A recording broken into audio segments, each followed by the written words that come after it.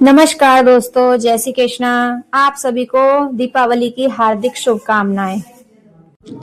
तो मैं इस वीडियो में आप सबके लिए लाई हूँ एक वीडियो जिसमें मैं आपको बताने वाली हूँ कि दीपावली की पूजा कैसे करनी है। दिवाली की पूजा में आपको क्या क्या सामान चाहिए होता है, कैसे पूजा करें, तैयारी कैसे करें पूजा की। तो सबसे पहले आपको एक चौकी रख लेनी है, उसके ऊपर आपको लाल कलर का कपड़ा बिछा लेना है। आप पीला कपड़ा भी बिछा सकते हैं, जो आपके पास अवेलेबल हो वो कपड़ा आप उसके ऊपर बिछा लीजिए। उसके बाद आप अपने भगवान जी जो लड्डू गोपाल जी हैं और भी जो भगवान जी हैं, जैसे कि पीतल के लक्ष्मी गणेश जी होते हैं, गोपाल जी होते हैं, उनको आप एक आसन बिछाकर उन पर बिठा लीजिए। जिनकी भी आप डेली पूजा करती हैं उन भगवान जी को आप बिठाने के बाद आप उनके लक्ष्मी जी के पैर, सथिये और जो भी आप लेकर आई हैं उन्हें चिपका लीजिए। फिर आप गेंदे के फूल, अगर आप गेंदे के फूल आपके पास अवेलेबल हो, गेंदे के फूल की एक माला बना लीजिए। मैंने इस प्रकार जैसे चौकी पर चारों तरफ एक माला लगाई है। आप अपनी अनुसार सजावट कर सकती हैं, चौकी को सजा ली। आपको फूल माला से पूरी चौकी को सजा लेना है। लक्ष्मी जी की, गणेश जी के आगे फूल माला रख लो। और आपके पास अपने पहले पुराने जो लक्ष्मी गणेश जी हो, पीतल के हो, अगर नहीं है तो कोई बात नहीं, जो अगर आप मिट्टी के गणेश जी लाएं तो उनको आप रख लीजिए उन पर। उसके बाद आपको करनी है कलश स्थापना। आपको कलश स्थापना कैसे करनी है, एक लोटा लीजिए आप, पीतल का भी, तांबे का, जो भी आपके पास अवेलेबल हो पूजा का लोटा वो ले लीजिए। उसके मुंह पर आप कलावा बांध लीजिए। 3 बार आपको कलावा बांधना है और उसके ऊपर आपको स्वस्तिक बनाना है, सथिया बना लेना है। और आपको जो लोटा रखना है पूजा का वो खाली नहीं रखना है। उसके नीचे आपको या तो चावल रख लीजिए या आप गेहूं के दाने रख लीजिए, नीचे थोड़े से गेहूं रख लीजिए। उसके ऊपर आपको इस टाइप से, ऐसे जैसे मैं रख रही हूँ ऐसे आपको लोटा रखना है। और उसके अंदर आपको लगाने अशोक के पत्ते, अशोक के पत्ते, आम के पत्ते, आप जो भी आपके पास हैं आप वो लगा दीजिए, दोनों ही शुभ होते हैं। उसके ऊपर आप एक नारियल रख लीजिए, नारियल सूखा रख लीजिए और उसके ऊपर एक चुन्नी लपेट लिए नारियल के ऊपर, और उसके ऊपर भी आप टीका कर दीजिए नारियल के ऊपर। उसके बाद आपको क्या करना है, इस तरह से नारियल को रख लेना है। अब आपको करनी है दीपक की तैयारी। आपको 2 तरह के दीपक तैयार करने हैं। एक आपको तेल का दीपक करना है माता रानी की पूजा के लिए, सरसों के तेल का। और एक दीपक तैयार करना है आपको घी का, अगर आप घी का करना चाहते हैं घी का, वरना आप तिल के तेल का भी दीपक कर सकती हैं। मैं यहाँ पर तिल के तेल का दीपक तैयार कर रही हूँ। आपको दीपक को भी चौकी के ऊपर ऐसे ही नहीं रखना है, आपको दीपक को भी या तो चावल रख लीजिए नीचे या फिर आप उसके नीचे गेहूं के दाने रख लीजिए। तो आपको गेहूं के दाने नीचे रख लेने। मैं यहाँ पर गेहूं के दाने रख रही हूँ और चावल से, ये मेरे पास चावल से मैं क्या कर रही हूँ कि चौकी है उसके बीच में आपको एक सथिया बना लेना है। एक चौकी के बीच में सथिया बना लो इस तरह से जैसे मैंने बनाया है। और उसके ऊपर, उसी के ऊपर आप दीपक, आपको जो सथिया बनाना है वो कट करके नहीं बनाना है, आपको चारों दिशाओं में ऐसे लाइन करके ही सथिया बनाना है। कभी भी सथियों को बीच से लाइन के कट करके कभी नहीं बनाते। उसके बाद आपको उसके ऊपर दीपक रख लेना है। मैंने यहाँ पर ये सथिया बना लिया है। उसके बाद में इसके ऊपर जो घी के तेल का, जो घी का दीपक है, हमने जो चावल के ऊपर, सथिये के ऊपर जो दीपक रखना है वो सिर्फ घी वाला रखना है, तेल वाला नहीं रखना। तेल वाला दीपक आपको मैं आगे बताऊंगी कहाँ पर रखना है। हमको इसमें 2 दीपकों की जरूरत पड़ती है माता रानी की पूजा के लिए। आपको पूजा में झाड़ू, दोनों तरह की झाड़ू भी रख लेनी है, खील बतासे रख लेने हैं।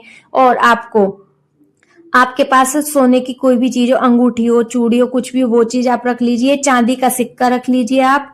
और थोड़ी सी पूजा के लिए थोड़े से पैसे जो आपके पास हो, वो थोड़ी पूजा के पैसे रख सकती हैं आप।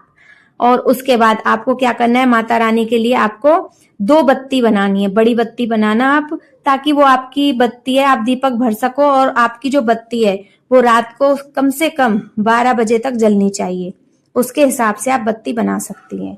और आप दीपक को तेल खत्म होते ही, घी खत्म होते ही थोड़ा थोड़ा उसमें डालते जाना। उसके बाद आपको क्या करना है, उसके बाद पूजा में आपने सब सामान रखने के बाद आपको भोग के लिए क्या क्या चाहिए होता है मैं बताती हूँ। आपको भोग के लिए एक तो अग्यारी चाहिए होती है, हमारे यहाँ पर अग्यारी करते हैं। एक जो कंडा होता है, उपला जो जिसे बोलते हैं, उसकी अग्यारी करते हैं, वो चाहिए होता है। और माता रानी के लिए अठावरी चाहिए होती है, उसमें 8 पूड़ी और आटे का हलवा बनता है, वो पूजा के लिए चाहिए होता है। आप वो रख सकती हैं। अगर आपके यहाँ पर रखा जाता है, तो हमारे यहाँ रखा जाता है, इसलिए हम पूजा में अठावरी रखते हैं। उसके बाद आपको क्या करना है, जो भी आपने घर में खाना बनाया है वो एक थाली में रख लीजिए। फ्रूट है आपके पास तो फ्रूट रख लीजिए, और जो भी आपके पास अवेलेबल चीज है भोग के लिए, सब मिठाई वगैरह सब रख लीजिए।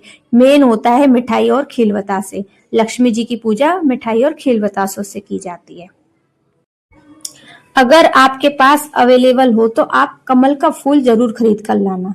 कमल का फूल माता रानी को बहुत प्रिय है। अगर आप पूजा में कमल का फूल रखते हैं तो बहुत ही शुभ माना जाता है।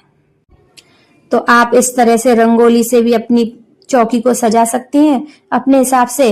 अब आपको एक थाली लगानी है, जिसमें आपको क्या करना है, माता रानी की किस किस चीज से पूजा करनी है। आपको एक कटोरी लेनी है, उसमें थोड़ा चावल लेना है। दूसरी कटोरी लेनी है, उसमें थोड़ी सी रोली ले लो। एक कटोरी में आप मिठाई रख सकती हैं, और एक में आप हल्दी रख लेना। माता रानी की पूजा हल्दी से भी कर सकते हैं और रोली से भी कर सकते हैं आप। तो ये थी माता रानी की पूजा के लिए आपको क्या क्या सामान चाहिए होता है। कलश स्थापना हो गई। इस तरह से एक रंगोली बना लीजिए। मैंने तो रेडीमेड रंगोली लगाई थी। आप गुलाल से या फिर हल्दी से या फिर किसी से भी रंगोली बनाकर भी उस पर थाली रख सकती हैं, आपकी मर्जी है। उसके बाद आपको क्या करना है, आपको माता रानी की कथा सुननी है, लक्ष्मी माता की कथा सुननी है। तो कथा में आपको इस प्रकार सुनाती हूँ। कथा है, जय माँ लक्ष्मी। दिवाली की कहानी। इतिहास में कभी कुछ महत्वपूर्ण घटना हुई है, उसके उपलक्ष्य में ही आज त्योहार मनाए जाते हैं। हर त्योहार के पीछे कोई कहानी या फिर उसका कोई ज्योतिषीय महत्व है।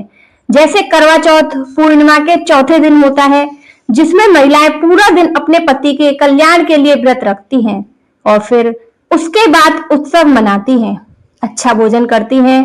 यह प्रथा है और इसके पीछे कुछ कहानियां हैं।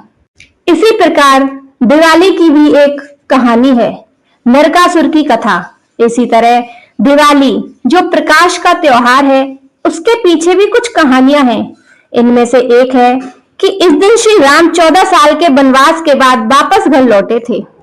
एक अन्य कहानी के अनुसार एक दुष्ट व्यक्ति जो सबको परेशान करता था, उसकी हार हो गई और फिर उसने पूछा गया कि उसकी आखिरी इच्छा क्या है। तब उसने बोला कि जिस दिन पृथ्वी पर उसका आखिरी दिन हो, उस दिन पृथ्वी का प्रत्येक व्यक्ति दिया जलाए और अज्ञान रूपी अंधकार को दूर करके उसकी मृत्यु का उत्सव मनाए। देखिए यह कितनी अच्छी इच्छा है, वह भी एक ऐसे इंसान की जो हिटलर की तरह था, लोगों को कष्ट देता था। श्री कृष्ण की पत्नी सत्यभामा ने उसे युद्ध में पराजित किया था। वह इतना शक्तिशाली था कि कोई भी पुरुष उसे परास्त नहीं कर पाया था। लेकिन जब उसके सामने एक महिला आई तो उसने ज्यादा ध्यान नहीं दिया। उसने सोचा यह महिला क्या कर सकती है। अगर वास्तव में महिला ने उसे परास्त कर दिया। कृष्ण की पहली पत्नी ने उसे हराया और उसके पीछे कृष्ण ही थे। उसका नाम नरकासुर इसलिए पड़ा क्योंकि वह जहां भी जाता था वहां लोगों को कष्ट देकर उस जगह को नरक बना देता था। इसलिए मरते समय जब उससे पूछा गया कि अब तुम्हारी आखिरी इच्छा क्या है, तब उसने कहा मेरी आखिरी इच्छा है कि मेरी मृत्यु सबके जीवन में प्रकाश लाए। तो फिर सभी लोगों के घर दिए जलाए गए, जितने हो सके उतने अधिक दिए जलाए जाएं। जीवन का उत्सव मनाया, सभी कड़वाहट भूलकर जीवन को उल्लासित होकर मनाया और इसी तरह दिवाली का जन्म हुआ। इस तरह बहुत सी कहानियां हैं। 14 वर्ष के वनवास के पश्चात भगवान राम के अयोध्या लौटने की खुशी में मनाई जाती है दिवाली। माना जाता है कि दीपावली के दिन अयोध्या के राजा राम अपने 14 वर्ष के वनवास के पश्चात लौटे थे। अयोध्या वासियों का हृदय अपने परम प्रिय राजा के आगमन से हर्षित हो उठा था। श्री राम के स्वागत में अयोध्या वासियों ने घी के दीपक जलाए। कार्तिक मास की सघन काली अमावस्या की वह रात्रि दियों की रोशनी से जगमगा उठी। तब से आज तक भारत के लोग प्रतिवर्ष यह प्रकाश पर्व हर्ष और उल्लास से मनाते हैं। भारतीयों का विश्वास है कि सत्य की सदा जीत होती है और असत्य की हार होती है। कार्तिक अमावस्या के दिन समुद्र मंथन से हुआ था माँ लक्ष्मी का अवतरण, इसलिए दिवाली पर कहते हैं माँ लक्ष्मी की पूजा करती हैं। हर बार दिवाली का त्योहार हिंदी कैलेंडर के अनुसार कार्तिक महीने की अमावस्या के दिन मनाया जाता है। ऐसा माना जाता है कि इसी दिन समुद्र मंथन के दौरान माँ लक्ष्मी का अवतरण हुआ था। माता लक्ष्मी को धन और समृद्धि की देवी माना जाता है, इसलिए हर घर में दीप जलाने के साथ साथ हम माता लक्ष्मी की पूजा करते हैं। बोलो जय माँ लक्ष्मी की। उसके बाद आपको लक्ष्मी जी की आरती कर लेनी है और गणेश जी की आरती कर लेनी है। बोलो जय लक्ष्मी माँ की।